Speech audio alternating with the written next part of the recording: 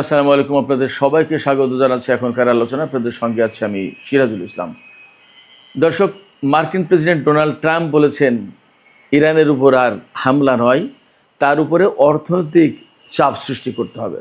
এপাশে মার্কিন প্রভাবশালী senator Chris Murphy, Democratic senator, তিনি বলেছেন যুদ্ধ এখনই বন্ধ করা উচিত, তা না হলে প্রতিদিন ইরান শক্তিশালী হচ্ছে আর আমেরিকা দুর্বল হচ্ছে।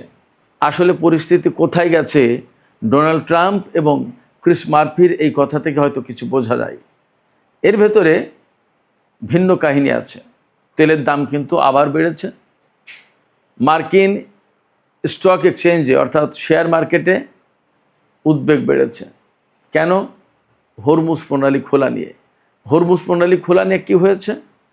ইরানের পক্ষ থেকে অন্তত 6টি শর্ত দিয়েছে, সেই 6টি শর্ত মানলেই তবে হরমুজ প্রণালী খোলা হবে।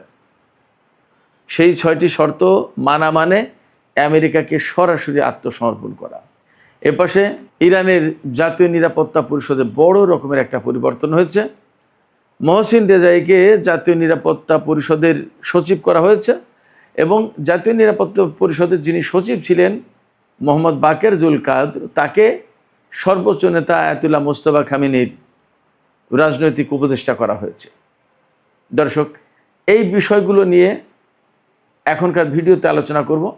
আপনাদেরকে দেখানোর চেষ্টা করব যে আমেরিকা ইরান যুদ্ধ করতে এসে কিভাবে বড় রকমের সংকটে পড়ে গেছে এবং এই সংকট থেকে তারা যে মুক্তির পথ খুঁজছে সেই পথটাও ঠিকমতো তারা খুঁজতে পারছে না এবং তারা সঠিক পথে যাচ্ছে না ভুল পথে যাচ্ছে। আমি আপনাদের কাছে এই বিষয়গুলো তুলে ধরার চেষ্টা করব।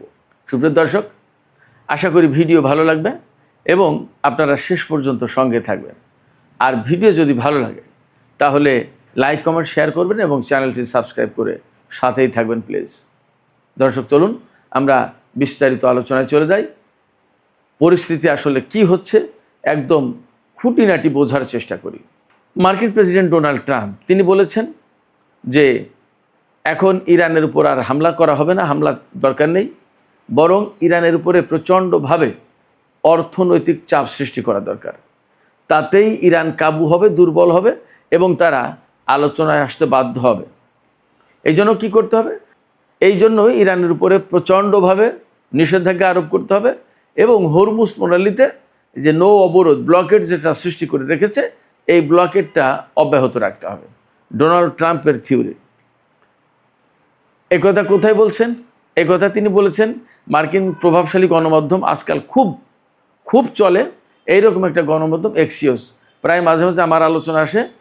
এছাড়া আমেরিকার রাজনীতি নিয়ে যে সমস্ত খুঁটিনাটি খুব ভেতরের তথ্য তুলে ধরে এইরকম একটা গণমাধ্যম হচ্ছে এক্সিওস। এই এক্সিওসকে ইন্টারভিউ দিয়েছেন গতকাল ট্রাম্প। সেই ইন্টারভিউতে তিনি বলেছেন ইরানের উপরে অর্থনৈতিক চাপ সৃষ্টি করতে হবে। এখন এই জায়গার কতগুলো বিশ্লেষণ প্রয়োজন। আমেরিকা কি আসলে ইরানের উপর অর্থনৈতিক চাপ সৃষ্টি করতে পারছে বা আরও কিভাবে পারবে, কতটা সফল হবে? দেখুন, 47 বছর ধরে ইরানের উপরে নিষেধাজ্ঞা দিয়ে রেখেছে, সামরিক হস্তক্ষেপ করেছে, রাজনৈতিক হস্তক্ষেপ করার চেষ্টা করেছে, ভেতরে বিভিন্ন রকমের নাশকতামূলক তৎপরতা চালিয়েছে, ভিতরে গোলমাল সৃষ্টি করে দেওয়ার জন্য বিভিন্ন সময় অর্থের বিনিময়ে লোকজনকে অস্থিতিশীল করে তুলেছে, গোলযোগ, কেওয়াস, কন্দল এগুলো সৃষ্টি করেছে। এগুলো সব ইরানের পক্ষ থেকে বলা হয় এইভাবে। এবং হাজার হাজার নিষেধাজ্ঞা দিয়েছে, একটা দুইটা না, হাজার হাজার, এবং বিশ্বের কত কোম্পানি, কত ব্যক্তি, কত প্রতিষ্ঠানের উপরে যে নিষেধাজ্ঞা দিয়েছে তার কোনো শেষ নেই। ইরানের উপরে তো দিয়েছেই, ইরানের সাথে ব্যবসা করে, বাণিজ্য চালায়, এইরকম অজুহাত তুলে, অভিযোগ তুলে বিশ্বের কত ব্যক্তি, প্রতিষ্ঠান এবং ব্যবসা কেন্দ্র বা কোম্পানির উপরে নিষেধাজ্ঞা আরোপ করেছে আমেরিকা, তার কোনো ঠিক ঠিকানা নেই।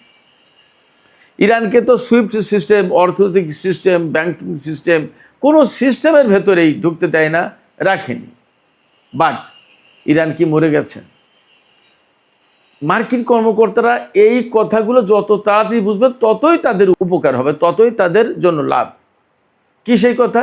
কথাটা এই যে আমেরিকা ইরানের উপরে যে সমস্ত নিষেধাজ্ঞা দিয়েছে, এমনকি ডোনাল্ড ট্রাম্প আগের টার্মে ক্ষমতা এসে তিনি ইরানের তেল বিক্রি একেবারে জিরো করে ফেলার চেষ্টা করেছিল নিষেধাজ্ঞা দিয়ে, এত কঠোর চাপ সৃষ্টি করলো। কিন্তু ইরানের তেল বেচা কি আটকে রাখতে পেরেছে? ইরানের অর্থনীতি কি আটকে রাখতে পেরেছে? কোনো সময় পারবে না।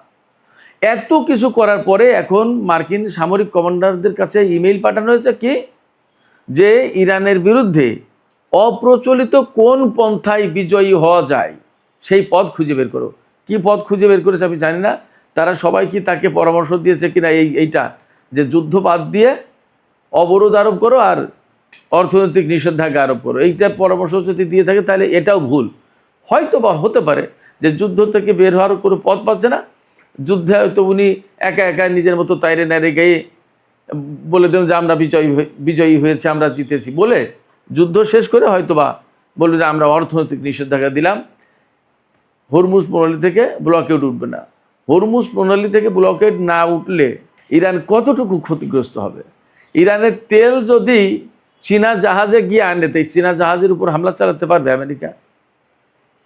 যদি তাই না পারে তাহলে ইরানের তেল বিক্রি তো আর কোনো ঝামেলা থাকে না।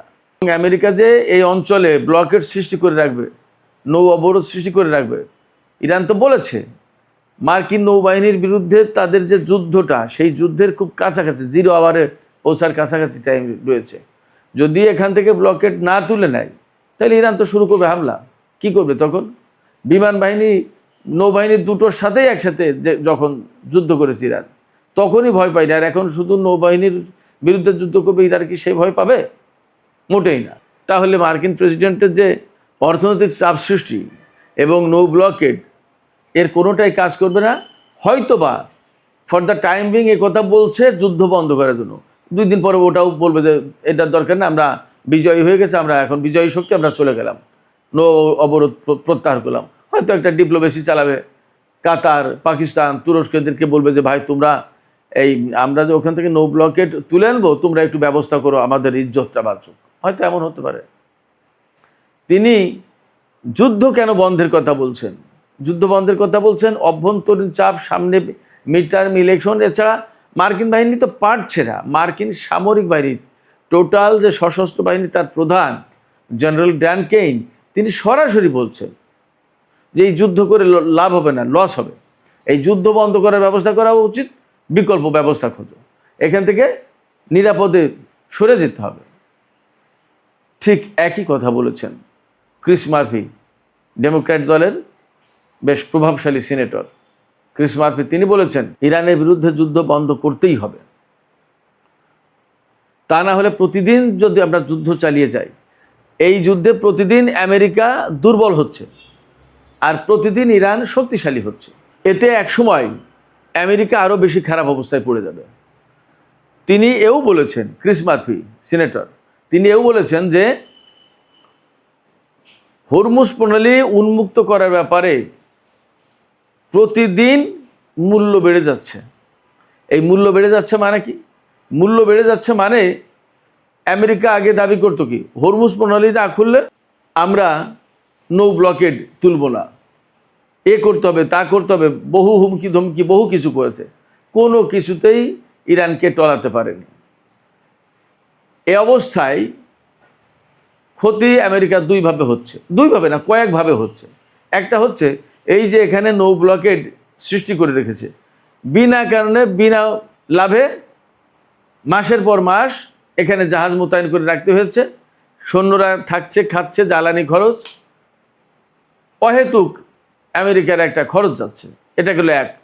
2 হচ্ছে যে এই সমস্ত সেনা জাহাজ এগুলো কিন্তু সব ইরানের হামলার মুখে, ঝুঁকির মুখে আছে।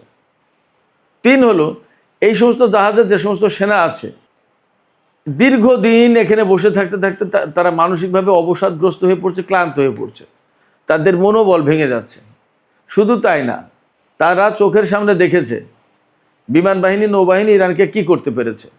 সারা বিশ্ব থেকে অস্ত্র কুড়িয়ে এনে ইরানের বিরুদ্ধে যুদ্ধ করতে হয়েছে আমেরিকাকে এক পর্যায়ে, এবং এখন অস্ত্র ফুরিয়ে গেছে। এ কি এক কেলেঙ্কারির কথা, তা তো আপনারা শুনতেই পাচ্ছেন।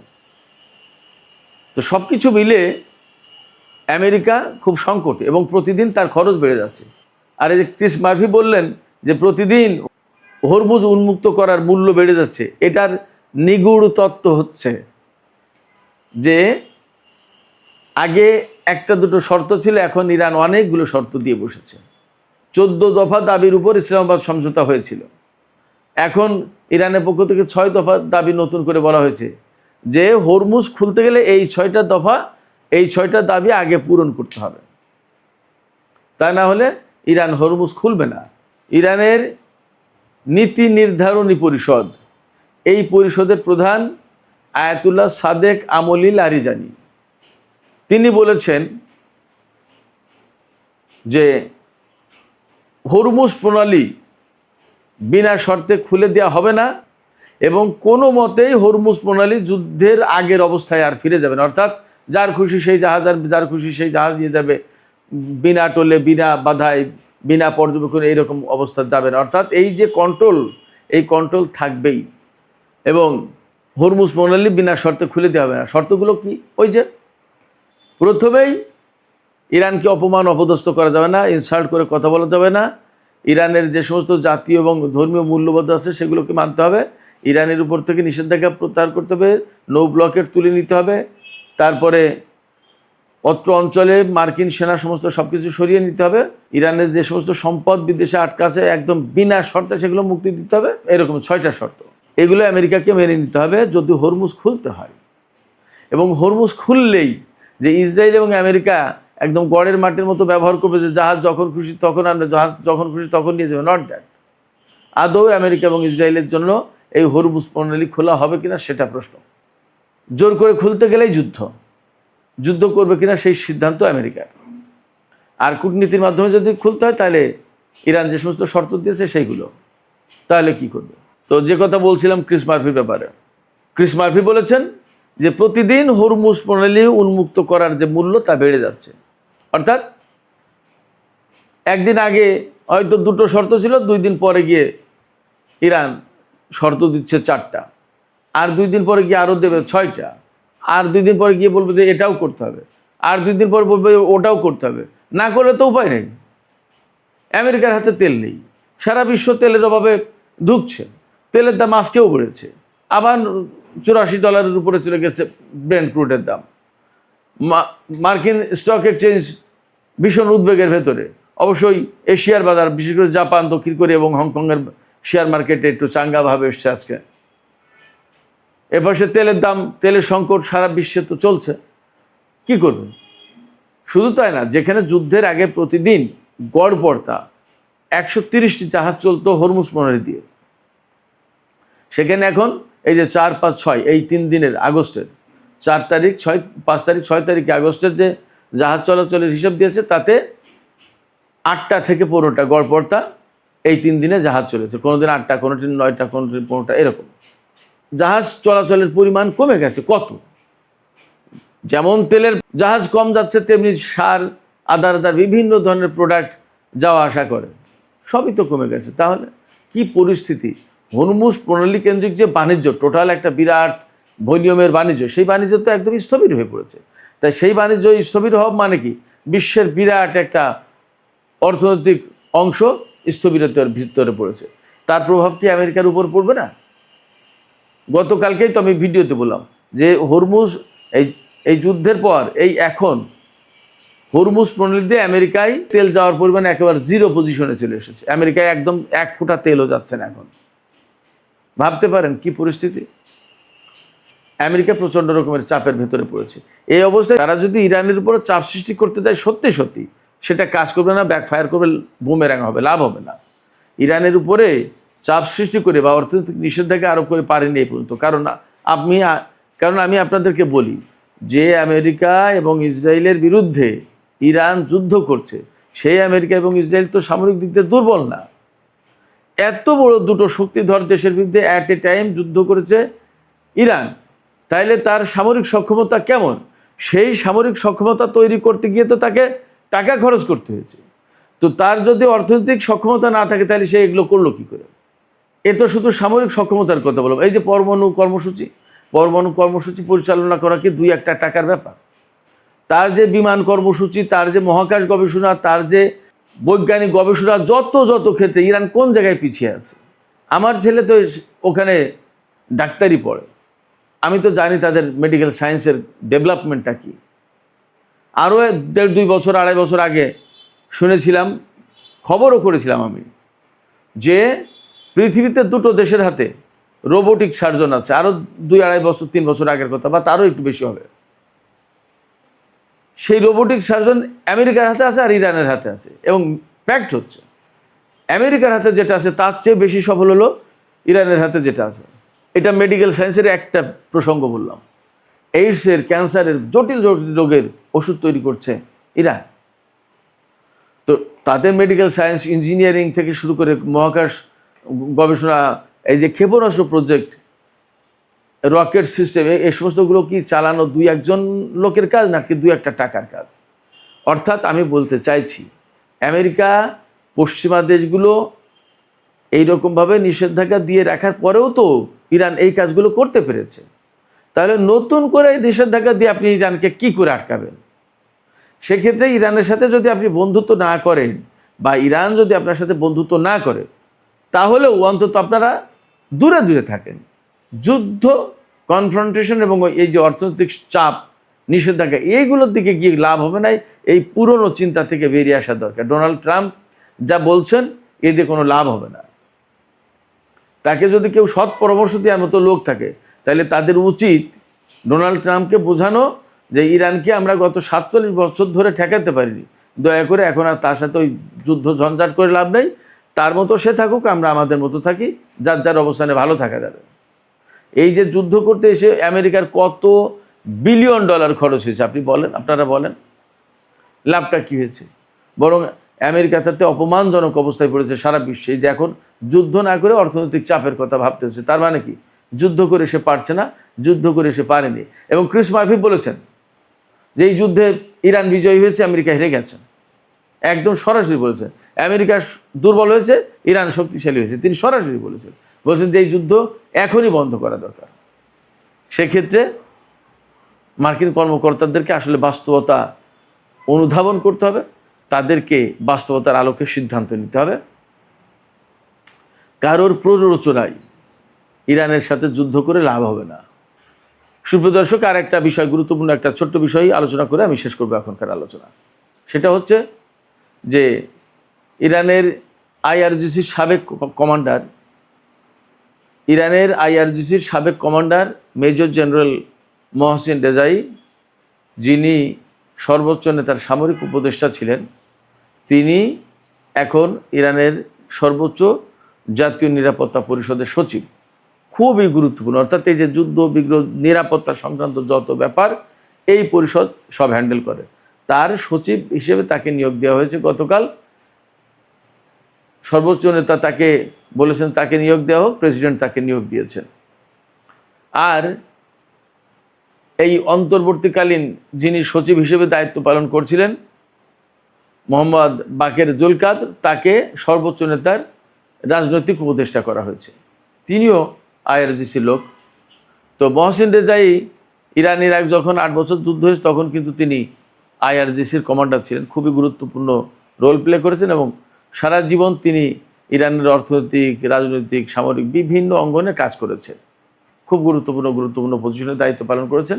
এই পর্যায়ে তাকে এখানে এনে যেমন দায়িত্ব পালনের ব্যবস্থা করে দেওয়া হলো, আরও গুরুত্বপূর্ণ দায়িত্ব পালনের ব্যবস্থা করা হলো, তেমনি তার উপরে আস্থা রাখা হলো এবং তাকে, আমার কাছে মনে হয় যে একটা সম্মান দেখানো হলো। এটাও ঠিক, তার যে অবদান, সেই অবদানের আরও বেশি সর্বোচ্চ স্বীকৃতি দেওয়া হলো সম্ভবত। দেখা যাক মহসিন রেজাইর নেতৃত্বে ইরানের জাতীয় সর্বোচ্চ নিরাপত্তা পরিষদ আরও কত সুন্দরভাবে কাজ করতে পারে। আমরা সেই অপেক্ষায় থাকলাম। সুপ্রিয় দর্শক, আলোচনা এখানে শেষ করতে চাই। আলোচনা শেষের আগে আপনাদের মতামত জানতে চাই যে এই যে ক্রিস মার্ফি বললেন যে আমেরিকা হেরে গেছে, ইরান জিতে গেছে এবং নিষেধাজ্ঞা দিয়ে কোনো কিছু করে লাভ হবে না, বরং তার সাথে যুদ্ধ বন্ধ করা আজকেই উচিত। কারণ তাতে আমেরিকা প্রতিদিন দুর্বল হচ্ছে এবং প্রতিদিন শক্তিশালী হচ্ছে ইরান। ডোনাল্ড ট্রাম্পও কিন্তু ইরানের উপর হামলা না চালানোর কথাই বলছেন। তিনি বলছেন হামলা না চালিয়ে ইরানের উপর অর্থনৈতিক চাপ সৃষ্টি করতে হবে, সেটাই কার্যকর হবে বেশি। এই যে হামলা না চালানোর কথা ডেমোক্র্যাট দল থেকে এবং রিপাবলিকান দল থেকে, ট্রাম্প রিপাবলিকান দলের, ক্রিস মার্ফি ডেমোক্র্যাট দলের, দুই পক্ষ থেকে আসলো। তার মানে কি? যুদ্ধ কি খুব শিগগিরই বন্ধ হতে যাচ্ছে? আপনাদের কি মনে হয়? সুপ্রিয় দর্শক, আপনাদের মতামত জানিয়ে লিখতে পারেন। আর ভিডিও ভালো লাগলে আবারও বলি, লাইক, কমেন্ট, শেয়ার করবেন এবং চ্যানেলটি সাবস্ক্রাইব করে সাথেই থাকবেন।